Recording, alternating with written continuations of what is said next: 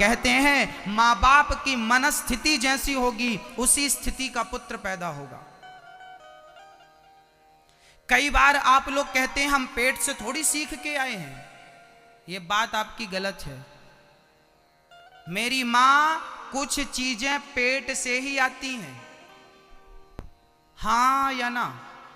हमारे हिंदू धर्म में शास्त्र कहते हैं, हमारे यहां महाभारत में एक चर्चा है, वो चर्चा है कि जब महाभारत का युद्ध हुआ उसमें अभिमन्यु का नाम सुना होगा आपने। अभिमन्यु ने चक्रव्यूह में जाना कहां सीखा था बताइए?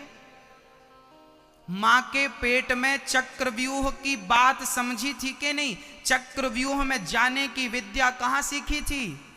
याद रखना मेरी मां, स्त्री जब गर्भवती होती है तो केवल बच्चे को पेट में नहीं रखती, बल्कि बच्चे की पूरे भविष्य को आज वहां पर वो संस्कार के माध्यम से उसे रोपित करती है। देखिएगा पीपल का बीज कितना बड़ा होता है ये बताइए, बताइए।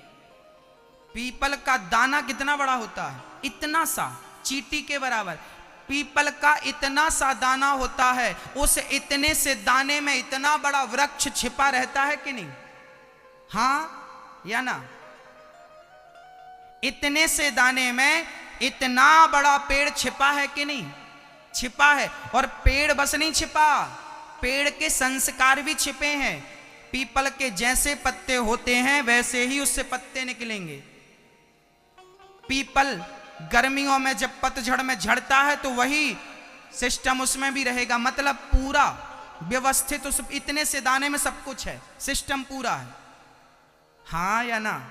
ऐसे ही याद रखना मेरी माँ कि जब पेट में बच्चा होता है ना तो माँ जो खाती है वो बच्चे के पेट में जाता है। माँ जो बोलती है, जो आचरण करती है, जो व्यवहार करती है, जो घर का वातावरण होता है, वो सारा प्रभाव बच्चे के अंदर प्रभावित होता है। इसका उदाहरण समझाता हूं। कई बार डॉक्टर कहते हैं, जब आप डॉक्टर के पास जाते हैं ना, साहब हमें ये बीमारी है, वो तो बीमारी है, तो डॉक्टर सबसे पहले पूछते हैं क्यों? ये बीमारी आपके फादर को, पिता को है क्या? नहीं। दादाजी को है क्या? नहीं। दादी जी को है क्या? नहीं। नानी जी को है क्या? हाँ।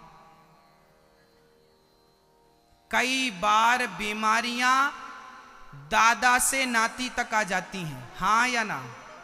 कुछ बीमारियां ऐसी होती हैं जो परंपरागत चलती हैं, हाँ या ना? ऐसा मैं नहीं कहता, मेडिकल साइंस कहता, डॉक्टर कहते हैं, हाँ या ना? हमारे बीच में डॉक्टर साहब बैठे हैं, हाँ हाँ, वो कह रहे हैं हाँ।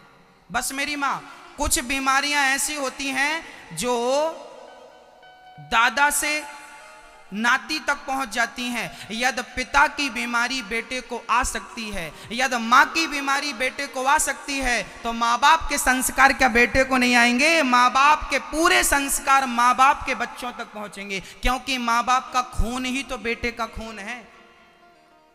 बेटे का ग्रुप क्या होता है? ब्लड ग्रुप या पिता के हिसाब का होता है या माँ का होता है?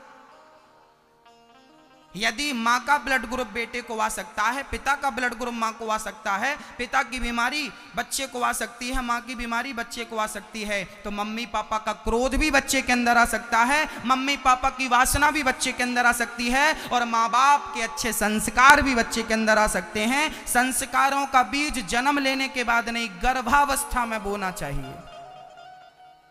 ये हम नहीं कहते, साइंस भी कहता है और शास्त्र भी कहते। कयाधु भगवान का नाम लेती लेती गर्भवती हुई, इसलिए बच्चा गर्भ जब पैदा हुआ तो नारायण का भक्त पैदा हो गया। इसलिए हमारे भारत में कहा गया है कि गृहस्थों को शादी के बाद सबसे पहले आप भगवान का चिंतन करें। आजकल शादी के बाद शादी हुई और लेके चले गए, चलो हम यहां जा रहे हैं वहां जा रहे हैं, मतलब शादी हुई और सीधा भोगों की ओर बढ़ जाता है। हमारे भारत में ये विधान नहीं था। हमारे यहाँ पहले परंपरा थी, शादी करो, इसके बाद कम से कम सत्यनारायण भगवान की कथा तो सुन लो, घर पे एक हवन तो कर लो, घर पे एक छोटी सी पूजा तो कर लो। पूजा पाठ के साथ जब गृहस्थी की शुरुआत होगी तो तुम्हारे बेटे संस्कारी ही होंगे। माँ बाप का संस्कार यही है जो बच्चे को संस्कारी बनाता है।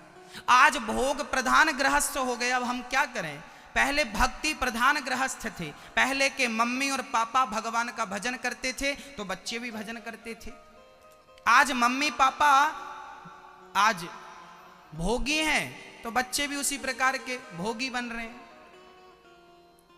पहले शादियां क्यों की जाती थी? केवल संतान उत्पन्न करने के लिए, अच्छी संतान पाने के लिए विवाह किया जाता था। और आज केवल भोग भोगने के लिए विवाह